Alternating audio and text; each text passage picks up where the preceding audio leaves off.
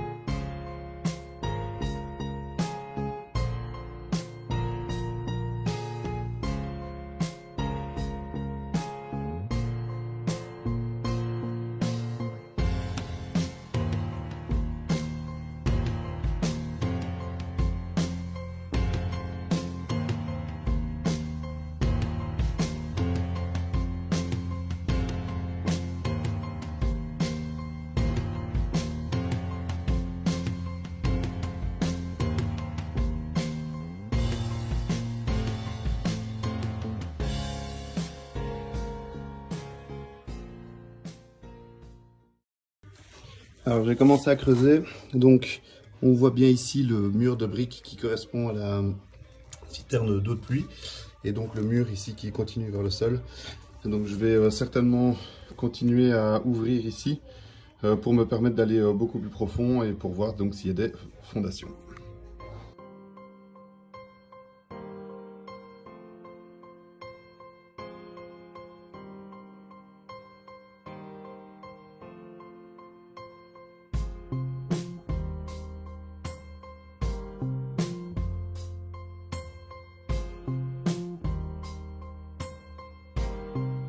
Bon, voilà, donc là je viens de creuser donc plus ou moins 80 cm en dessous du niveau du carrelage et on voit que la fondation continue encore plus profond que ce que j'ai creusé pour l'instant, donc ça reste une bonne nouvelle. Les fondations sont quand même assez profondes. Et alors ici on voit donc le mur de la citerne d'eau de pluie là, ok. Donc là c'est le mur qui aura à l'extérieur et ici la citerne donc qui est en dessous de la cuisine. Donc ici c'est quand même une bonne nouvelle, donc je vais laisser le trou comme ça pour l'instant. On verra si on devra creuser plus tard, plus profond pour être sûr. Maintenant, je vais m'attaquer donc à ce coin-là. M'attaquer, Tiff dit toujours que je n'arrête pas de dire ce mot, mais c'est pas grave.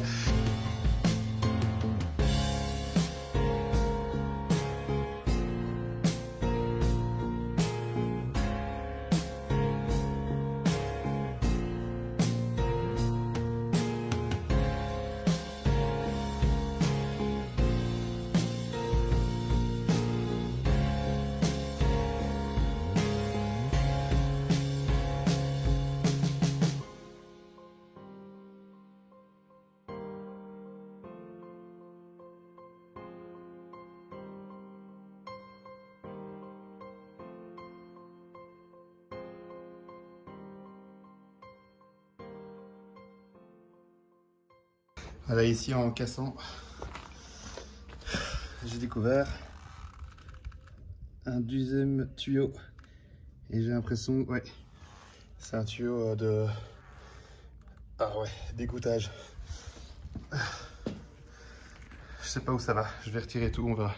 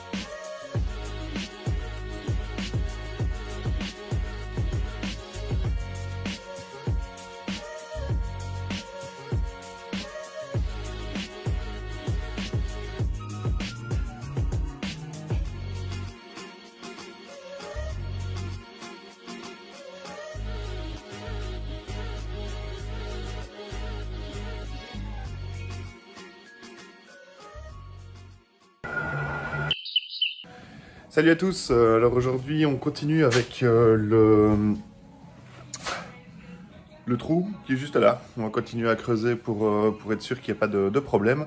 Donc la dernière fois j'ai trouvé un tuyau en grès, donc on va essayer de vraiment suivre le tuyau pour voir s'il n'y a pas une fuite quelque part parce que la terre est un peu humide. Du coup c'est pas très bon pour les fondations.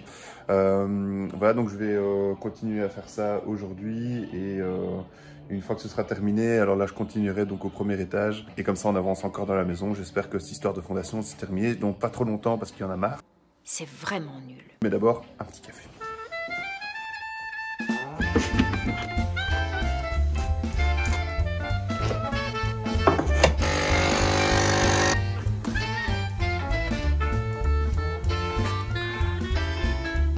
C'est parti. Je sais pas si j'avais montré ce trou là, mais donc on est donc vers l'extérieur de la maison. Donc ici j'ai creusé tout un trou. Donc on voit ici donc le tuyau qui va vers le fameux puits qu'on avait trouvé l'autre jour. Et alors là, donc il y a une évacuation d'eau en terre cuite. Donc ici je vais continuer à creuser pour essayer de voir où se trouve une potentielle fuite.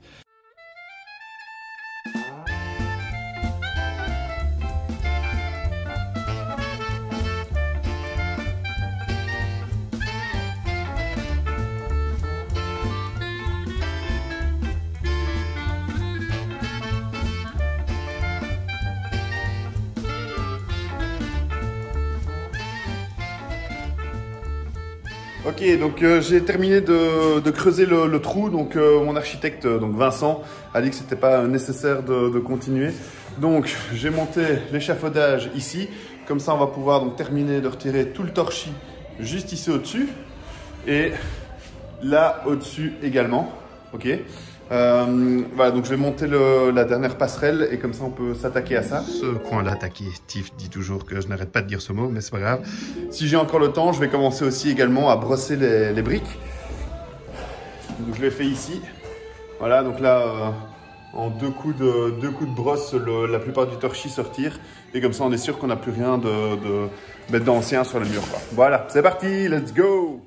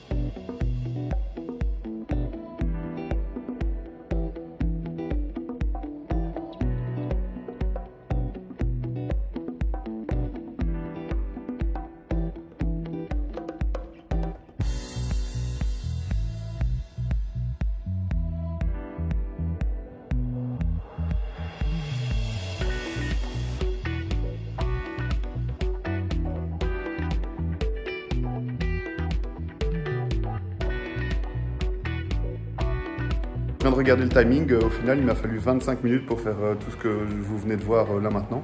Donc c'est vraiment pas énorme. Par contre ce qu'on va faire, c'est comme pour la salle de bain, prendre une brosse à fil de fer pour bien brosser les briques. Parce qu'il y a encore du torchis qui colle sur les briques que je n'arrive pas à retirer avec la machine. Enfin si je pourrais, mais je vais abîmer la brique, c'est pas le but. Du coup voilà, on continue.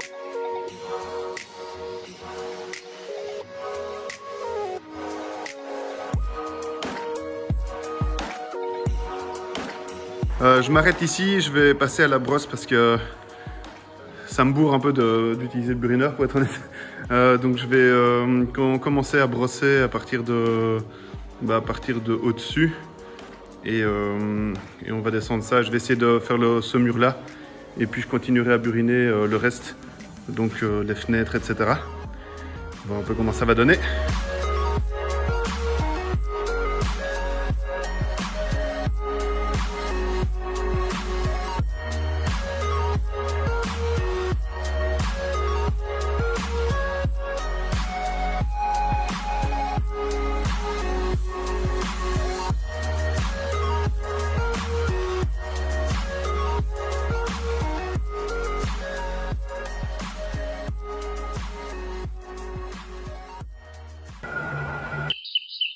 capote. Alors aujourd'hui on continue, on est dimanche, on va continuer à frotter tous les murs qui est ici et retirer tout le torchis qu'il y a entre les fenêtres de ce côté-ci. On va pouvoir aussi remplir une centaine de poubelles pour évacuer toute la pièce et faire qu'elle soit bien propre. On a une demi-journée, donc il ne faut vraiment pas perdre de secondes. C'est parti. Et alors comme vous voyez, donc là il est 1h, le soleil tape bien sur la façade et on a vraiment une luminosité de malade, même si les fenêtres sont complètement dégueulasses. Ça va vraiment être vraiment génial quand on va pouvoir avoir les 2 pièces terminées et les fenêtres changées pour le coup. C'est vraiment super motivant d'avoir une lumière pareille. À mon avis, ça va être de moins en moins le cas avec l'hiver qui approche, mais c'est pas grave, on avance, let's go!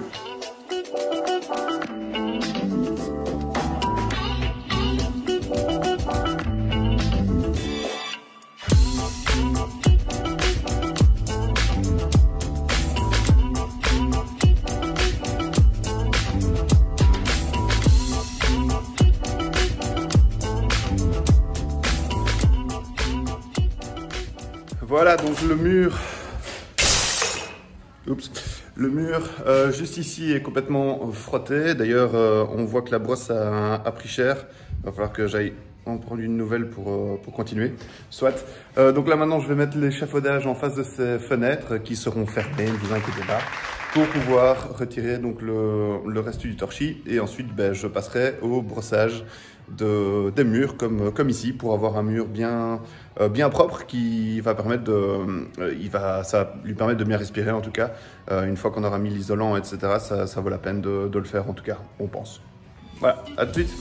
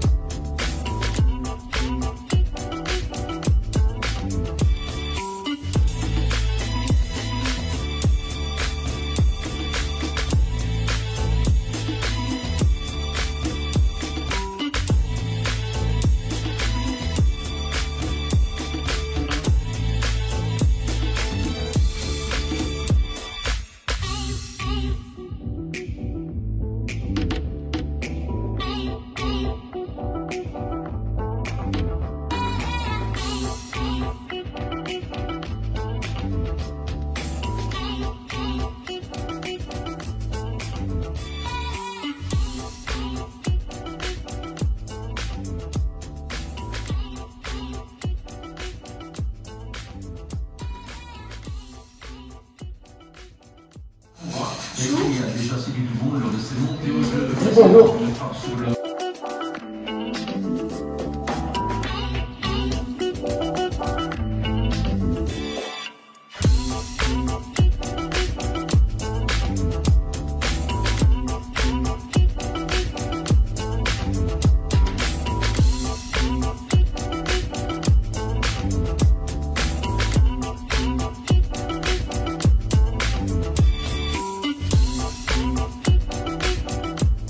Voilà, donc on a gratté un petit peu avec Tiff, mais il y a vraiment beaucoup trop de débris au pied du mur. On va tout mettre dans les poubelles et évacuer un maximum pour pouvoir continuer à brosser à notre aise. Les poubelles en question. Les poubelles en question. Go!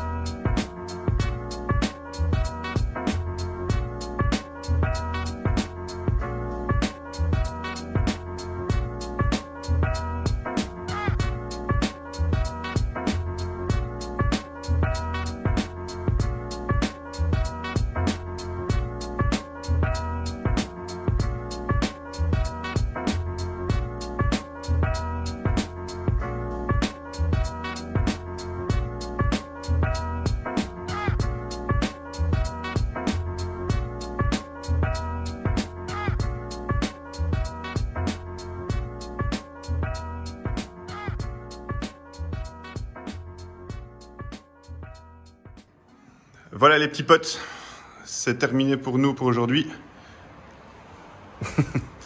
On est content de ce qu'on a fait quand même. Donc les deux murs qui vont vers l'extérieur sont maintenant complètement nettoyés. Donc il n'y a plus du tout de torchis. Presque plus de torchis. Donc il reste encore cette partie-ci et cette partie-là. Mais bon, c'est lié à la poutre qui est complètement pourrie là au-dessus. Donc on va un petit peu voir comment on va faire. Et alors encore là au-dessus où il faut encore gratter. Mais bon, dans l'ensemble c'est terminé. Ça ne devra pas prendre longtemps pour complètement retirer tout le torchis. Donc voilà, très content. Et donc la prochaine fois, on va certainement attaquer. Donc attaquer, Tiff dit toujours que je n'arrête pas de dire ce mot, mais c'est pas grave. Donc, la prochaine fois, on va certainement attaquer donc la chambre juste à côté. Celle-ci. Donc même principe pour ce mur-ci et ce mur-là. Voilà, comme ça on fait le même principe. Ah oui, donc là si vous voulez un porte-manteau très tendance, n'hésitez pas, on le met en vente. Donc ce mur-ci, on retire le torchis, on va regarder la poutre en bois dans quel état elle est aussi, mais à mon avis on devra la changer également. Et alors ici, donc on va faire encore autour de la cheminée, et normalement cette cheminée-là reste. Elle reste un chou? Elle reste dans cette cheminée-ci? Je sais plus ce qu'on a dit. Non? La couleur bof. Enfin bon, dans un premier temps, elle restera et puis on verra pour la suite. Ici, on n'aura pas de problème de plancher en bois pourri. Enfin, en tout cas, d'ici, on ne voit rien de spécial. Donc, ça va nous faciliter la tâche pour retirer tout le torchis et pour bien buriner tous les murs. Alors, on a tenté aussi de déblayer tout le torchis, tous les débris, etc. Malheureusement, on n'a pas assez de poubelles. Il y en a une ici, il y en a encore 3 là derrière et encore 4 ici. Et malgré ça, on a encore, comme vous voyez ici, encore un gros tas là, un gros tas ici et encore tout ce qu'on va brosser. Donc clairement, il est temps qu'on aille faire des allers-retours au container. On n'a plus de voiture avec une boule dessus, donc c'est un peu compliqué en ce moment. Un attache-remorque. Une boule, c'est bien aussi, non? Ouais. On dit une boule. Voilà, donc dès qu'on peut évacuer toutes les poubelles, c'est reparti. On continuera à évacuer tout ça.